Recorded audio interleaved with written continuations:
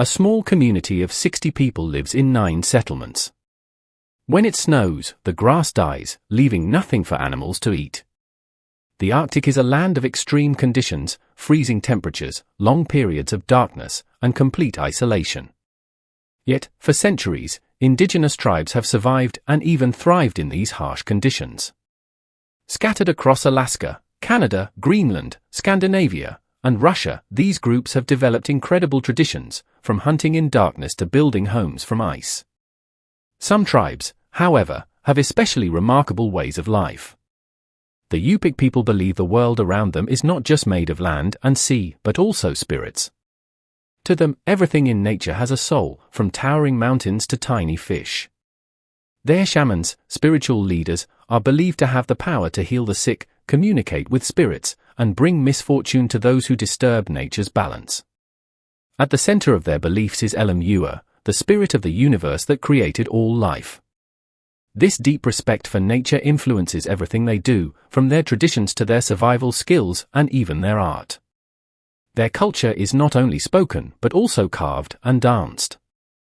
They create beautiful masks and sculptures from wood and ivory, each telling a unique story. Their traditional dances, performed at potlatch ceremonies, help them honor their ancestors and connect with spirits.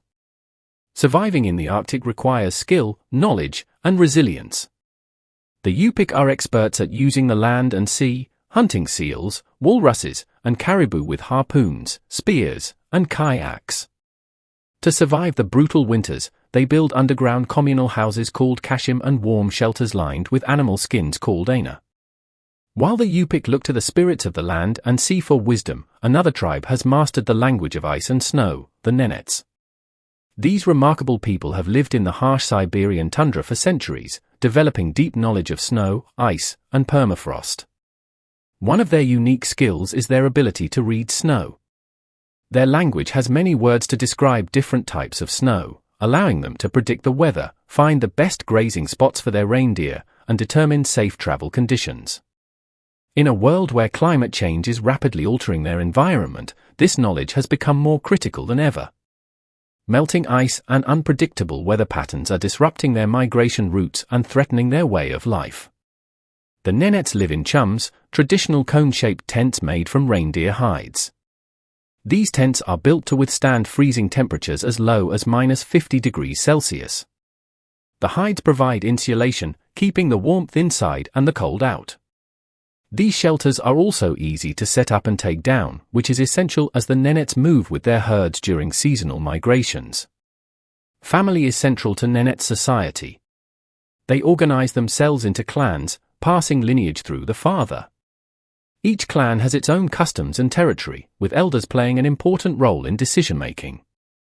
However, the true spiritual leaders are the shamans, called Tardibia, who maintain harmony between humans and nature. They help ensure that the Nenet remain connected to the land that sustains them. Despite their deep connection to the land, the Nenets' way of life is under threat. Large industrial projects, such as the Yamal Mega Project, have encroached on their territory, disrupting migration routes and polluting their environment. If these changes continue, their traditional way of life may disappear forever. Survival in the Arctic is not just about enduring the cold, it's also about resisting outside forces. While the Nenets battle environmental challenges, another tribe, the Aleuts, faced a far more devastating force: colonization. The term Aleut was first used in the 18th century by Russian fur traders to describe two groups, the Unangaks of the Aleutian Islands and the Sugpiaq of Kodiak Island. Although they shared similar environments, their languages and cultures were distinct. Everything changed in 1741 when Russian colonizers arrived. What began as trade soon turned into exploitation. Fur traders overhunted sea otters and seals, destroying the ecosystems the Aleuts relied on. Diseases spread rapidly, and violent conflicts broke out.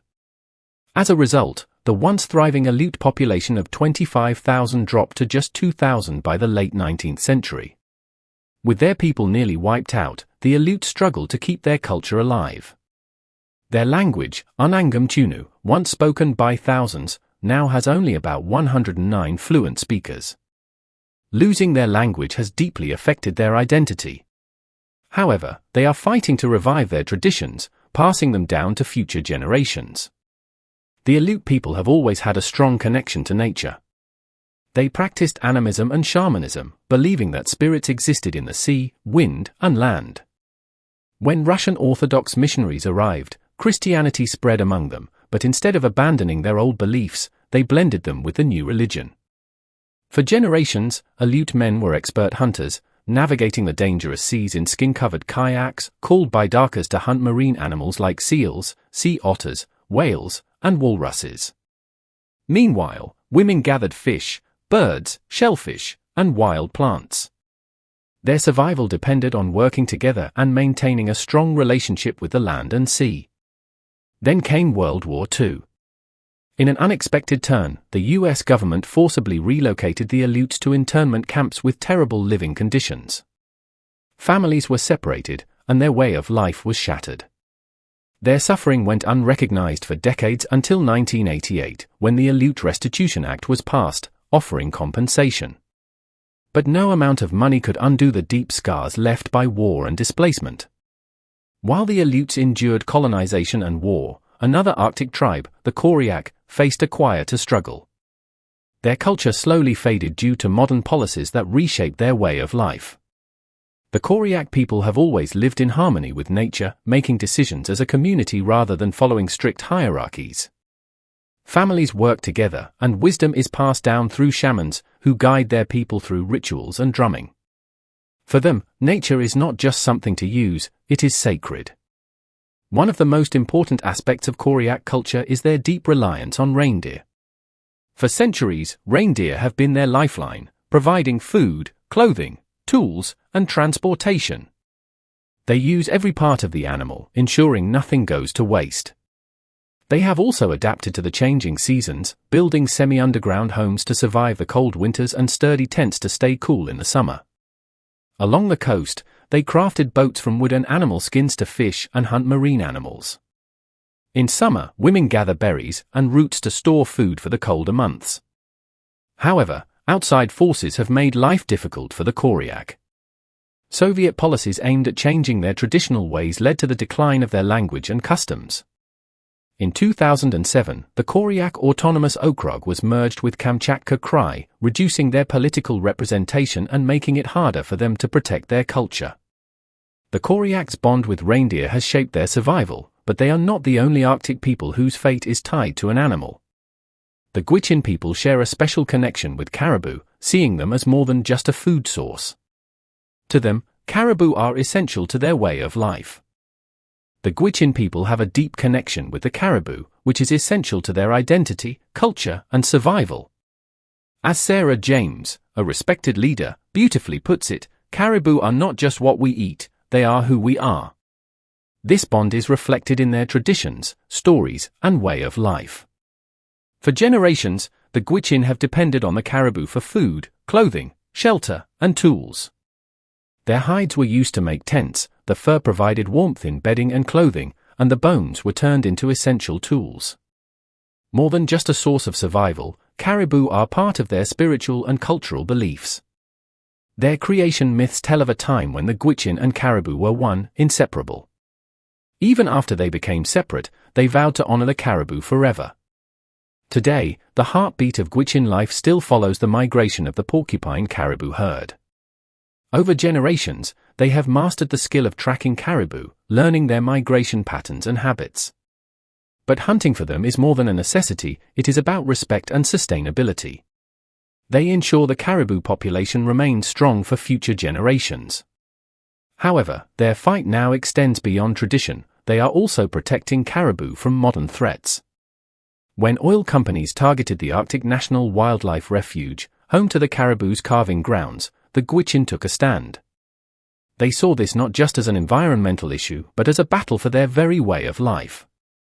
With climate change and external pressures affecting caribou populations, the Gwich'in have become fierce advocates, protecting the herd and their sacred land. Just as the Gwich'in fight to protect their traditions, another indigenous group, the Ivan and Evenki of Siberia, has also worked to maintain their deep connection with the land. These groups have lived in Siberia for thousands of years, originally settling between Lake Baikal and the Amur River. Their history is shaped by interactions with other tribes and by Russian colonization in the 17th century. The imposition of fur taxes forced them to expand their territory, leading to struggles with settlers. Despite these challenges, they resisted and continued to preserve their culture. The Ivan and Evenki have long been nomadic, relying on reindeer for transportation and sustenance. They crafted conical tents from birch bark or reindeer hides, ensuring mobility in harsh conditions. Their diet consisted of reindeer meat, fish, and wild game, while their strong sense of community ensured that no one went without food. Elders, including shamans, played an essential role in guiding their people, offering wisdom and healing. The Ivan and Evenki languages, part of the Tungusic family, link them to other indigenous Siberian groups. However, these languages are fading as younger generations adopt Russian. Another Siberian group, the Yukagir, has an even deeper spiritual connection to nature. They believe that spirits exist in every part of the world, from fire and the sun to the trees and animals. Their supreme deity, Pugu, serves as the moral judge, maintaining balance in the world. Alongside this belief, each Yukagir clan has a shaman, or Ralma, who serves as a bridge between the physical and spiritual worlds. These shamans are deeply respected, and after their passing, they are honored as sacred figures. For the Yukagir, animals are more than just a source of food, they are spiritual beings. Each species has its own spirit, and hunters must follow sacred traditions to honor them. These customs have been passed down for generations, ensuring harmony with nature. Their deep respect for the land extends to trees, which they see as protectors. They hold ceremonies to honor them, reinforcing their belief that every part of nature has a soul. Dreams also play a significant role in Yukagir culture. They believe dreams can predict the future, helping guide them through the dangers of their environment. Shamans interpret these visions, offering advice on seasonal changes, personal struggles, and survival. Despite the influence of Russian Orthodox Christianity, many Yukagir still blend their shamanic traditions with newer religious beliefs. Survival in Siberia has required adaptability. The Yukagir once crafted all their tools from natural materials, using wood, bone, and stone instead of metal. They built strong wooden shelters in winter and lightweight portable homes in summer. Their deep spiritual connection to the land has allowed them to thrive for centuries. Further north, the Inuit have mastered life in the harsh Arctic environment. For them, the frozen landscape is not just a place to survive, but is home. Hunting has always been central to their way of life. They use harpoons to catch sea creatures and bows and arrows for land animals. Their ability to adapt is seen in their use of kayaks and larger boats to navigate icy waters. Caribou play a vital role in Inuit culture, providing food, clothing, and tools. The hides are used for warmth, the fat fuels oil lamps, and the bones are shaped into tools. Inuit clothing, made from seal or caribou skin, is designed for extreme cold. Their language, Inuktitut, carries their history and traditions, connecting generations. Inuit art, carved from soapstone, walrus tusks, and bones, depicts animals and daily life, holding deep spiritual meaning. During winter, Inuit families build igloos, which provide insulation against the freezing temperatures. In the summer, they switch to tents made from animal skins or turf huts near hunting areas. Community and cooperation are central to Inuit life. They share food from hunts and teach children through observation rather than punishment. However, modern challenges have disrupted traditional Inuit life. Settling into permanent communities has limited hunting opportunities, leading to food insecurity. Store-bought food is often expensive and less nutritious than their traditional diet. Social issues, including high suicide rates and mental health struggles, have also arisen as the Inuit navigate rapid changes to their way of life. In Siberia, the Khanty and Munsee tribes share a spiritual bond with the bear, which they see as an ancestor and protector. For them, hunting a bear is not just about survival, it is a sacred ritual. After a hunt, they hold ceremonies filled with singing, dancing, and storytelling to honor the bear's spirit. They believe this process helps them cope with the responsibility of taking the bear's life and reinforces their connection to nature. These tribes also follow a traditional social structure where family ties pass through the male line. Their spiritual practices are deeply woven into their daily lives, with shamans acting as guides between the human and spirit worlds. Despite modern influences, efforts are being made to preserve their culture. The Khanty-Mansi Autonomous Okrug in Russia is dedicated to protecting their traditions, language, and way of life. Across the northern regions of Europe, the Sami people have lived for thousands of years, adapting to their cold environment. Their origins trace back over 10,000 years, following the last ice age. They were traditionally hunters, fishers, and gatherers, moving with the seasons to sustain themselves. Around 1500 CE, they began domesticating reindeer, which became central to their culture. Today, reindeer herding remains a defining part of Sami life, especially in Norway and Sweden, where it is legally protected. Every part of the reindeer is used, from its meat to its hide. Traditional dishes like bedos, a reindeer stew, highlight the deep connection they have with their herds. The Sami continue to migrate with their reindeer, ensuring fresh grazing areas. However, the Sami have faced challenges over the centuries. Scandinavian governments imposed taxes, took their land, and attempted to convert them to Christianity. Despite these pressures, they have held on to their traditions. Their unique singing style, called Gwich'in, is one of Europe's oldest musical forms, used to honor people, animals, and places. Sami craftsmanship, known as duoji, includes woven textiles, carved wood, and silver jewelry, all reflecting their deep connection to nature. Their traditional clothing, the gakti, is colorful and decorated with silver, representing pride in their culture. Spirituality remains an important part of Sami life, rooted in animism, the belief that all parts of nature have spirits. Sacred sites, such as special stones and trees, continue to play a role in their rituals. All of these indigenous groups, from the Gwich'in and Inuit to the Yukagir, even Khanty, Mansi, and Sami, share a profound connection to nature. Their traditions, beliefs, and survival strategies have been passed down for generations, ensuring their cultures endure despite the challenges of the modern world.